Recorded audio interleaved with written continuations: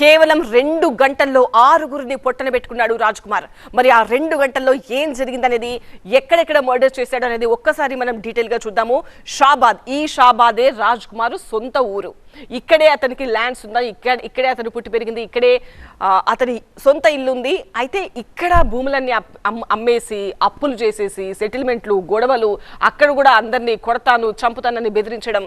So ఇంకా ఇక్కడి నుంచి అక్కడ అతను ఉండలేక అప్పులయ్యాయి కాబట్టి అతను మళ్ళీ ఆ పక్కన ఉన్న వేరే ఊళ్ళో అతను మళ్ళీ మాక మార్చాడు భార్య పిల్లలని. డెత్ స్పాట్ 1 ఇది మనం చూస్తున్నాము. షాబాద్, ఇది బాలిక ఇల్లు, ఆ పక్కనే ఇతని ఇల్లు కూడా ఉంటుంది. రాత్రి 11 గంటల ప్రాంతంలో బాలిక ఇంటికి వచ్చాడు రాజ్ కుమార్. అక్కడే మెట్ల మీద కూర్చొని ఒక బీర్ కూడా తాగాడు. తర్వాత తలుపు కొట్టాడు. బాలిక తల్లి తలుపు తీసిన వెంటనే కత్తితో పొడిచాడు. ఆ తర్వాత నిద్రపోతున్న బాలిక నానమ్మను కూడా చంపేశాడు.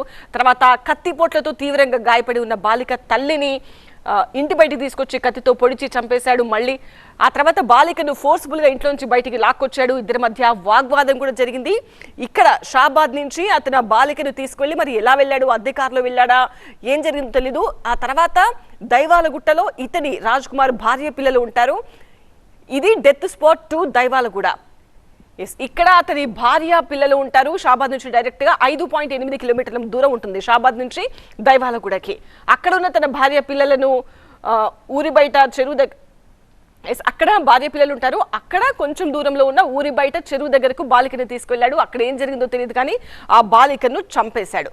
అయితే నెక్స్ట్ డెత్ స్పాట్ 3 250 కిలోమీటర్ల ఉంటుంది. అక్కడ మనకు కనిపిస్తుంది కదా, అక్కడ తన భార్య ఇంటికి వచ్చాడు. ఇక్కడ భార్య భర్తల మధ్య కూడా గొడవ జరిగినట్టుగా తెలుస్తుంది. ముందు భార్యను చంపేశాడు, తర్వాత నిద్రిస్తున్న తన పిల్లలను కూడా గొంతు కోసి చంపేశాడు.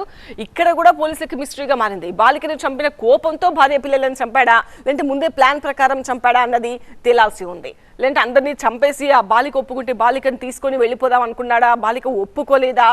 అసలు ఇంత జరుగుతున్నా కూడా ఇంకొక మిస్టరీ ఏంటి అంటే, అమ్మను నానమ్మను చంపేసిన తర్వాత బాలికను బయటికి లాక్కొస్తున్నప్పుడు బాలిక ఎందుకు అరవలేదు, చుట్టుపక్కల వాళ్ళు ఎందుకు మరి బయటికి రాలేదా, ఏం జరిగిందనేది తెలీదు. అతను అక్కడి నుంచి 5.8 కిలోమీటర్ల దూరంలో ఉన్న స్పాట్కి, ఆ చెరువు దగ్గరికి బాలికను కారులో వెళ్ళాడా, మరి ఎలా వెళ్ళాడనేది ఇంకా క్లారిటీ లేదు.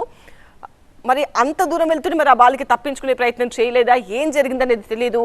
మరి ఆ బాలికతో అతను లైఫ్ లాంగ్ ఉండాలి అని ఆమెను ఏమైనా అడిగాడా, ఆ పిల్ల ఒప్పుకోలేదా, మొత్తం మీద అయితే చంపేశాడు ఆ బాలికను కూడా. మళ్ళీ తర్వాత భార్య పిల్లలను కూడా మరి ముందే ప్లాన్ ప్రకారం చంపాడా, లేదంటే అందరినీ చంపేశాను నేను కూడా ఆత్మహత్య చేసుకుంటానని డిసైడ్ అయ్యాడు కాబట్టి వీళ్ళని కూడా చంపేశాడా, లేదంటే వారం రోజులుగా భార్య పిల్లలతో కూడా గొడవలు జరుగుతున్నాయని చెప్తున్నారు, మరి ఆ కోపంలో చంపేశాడా, ఇవన్నీ కూడా ఇన్వెస్టిగేషన్లో తేలాల్సిన అంశాలు.